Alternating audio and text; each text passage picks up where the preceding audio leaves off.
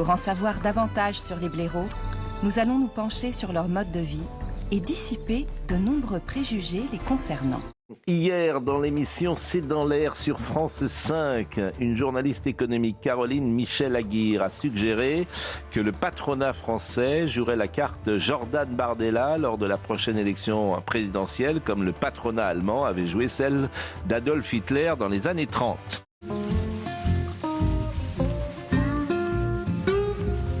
Le Rassemblement national a saisi l'Arcom. Cette séquence illustre les 18 mois qui nous séparent de l'élection présidentielle. L'espace médiatique, le service public en tête, où manifestement tout est permis, expliquera matin, midi et soir que Marine Le Pen et Jordan Bardella sont des dangers pour la démocratie. 246-year history. There has never been an individual who is a greater threat to our republic than Donald Trump. Plus d'une vingtaine de procureurs chevronnés ont été limogés pour avoir participé aux enquêtes et aux procédures menées soit contre Donald Trump, soit contre les émeutiers du Capitole. He tried to steal the last election using lies and violence to keep himself in power after the voters had rejected him. Nous, on est des rocs, des antifragiles, et on en a dans le ventre. Autour de Trump, il n'y a que des guerriers, d'accord? On n'a peur de personne, et rien ne nous arrêtera.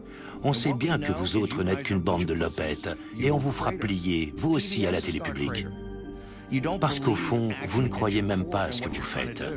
Alors vous plierez. L'effet Van Papen, de mieux en mieux. La conception du débat selon le service public, 4 intervenants, tous d'accord pour me comparer à Hitler, sans aucune nuance ni modération de la part de la présentatrice au regard approbateur. À travers moi, ce sont des millions de Français qui sont insultés avec leur argent. Vivement la privatisation.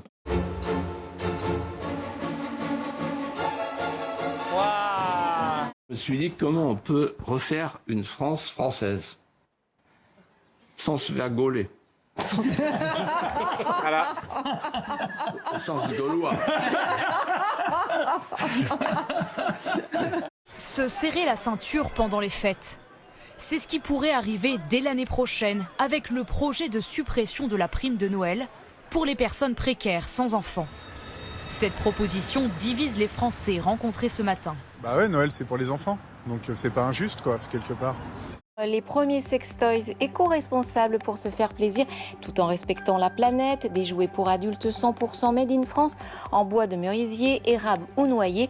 Ces sextoys faits main se vendent dans le monde entier. À Noël, il faut quand même une petite prime pour les gens, pour les aider quand même à passer une fête de fin d'année dans de bonnes conditions. L'État français a été très généreux, et tant mieux. Il y a eu une époque de générosité sur toutes les politiques sociales, et tant mieux.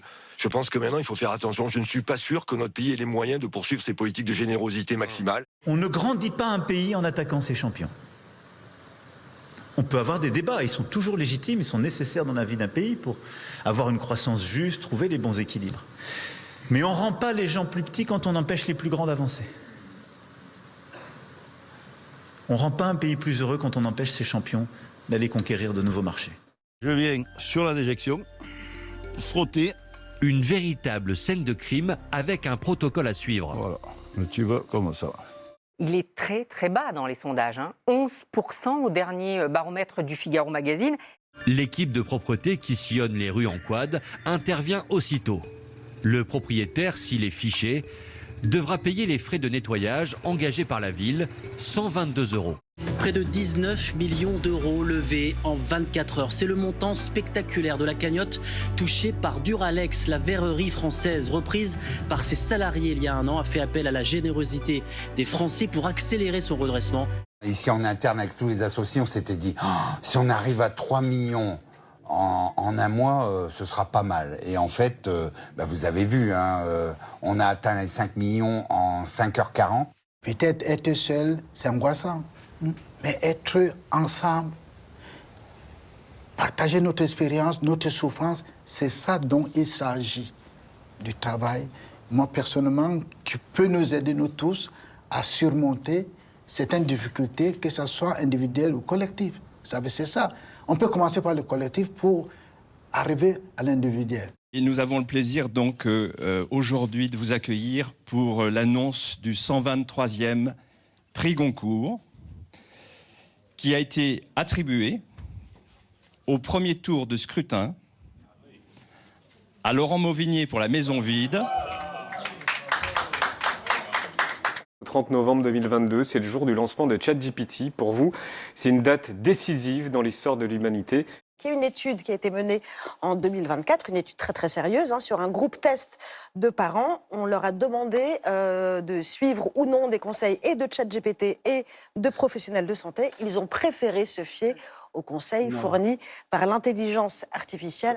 Est-ce qu'on voit nos enfants qui, dans 2-3 ans, vont nous dire « Papa, maman, pourquoi je vais à l'école, moi ?» Si des systèmes, sur une simple instruction de ma part, va produire du texte, pourquoi j'apprends la grammaire, pourquoi j'apprends l'orthographe? Toutes ces questions, je ne les ai pas posées. Pourquoi? Parce que tout le monde a prêché que par utilitarisme pratique. Vous découvrez leur visage, Cécile Collère et Jacques Paris, enfin libres. Après 1277 jours de captivité en Iran, l'annonce de leur libération a été faite officiellement il y a un peu plus d'une demi-heure par Emmanuel Macron dans un tweet.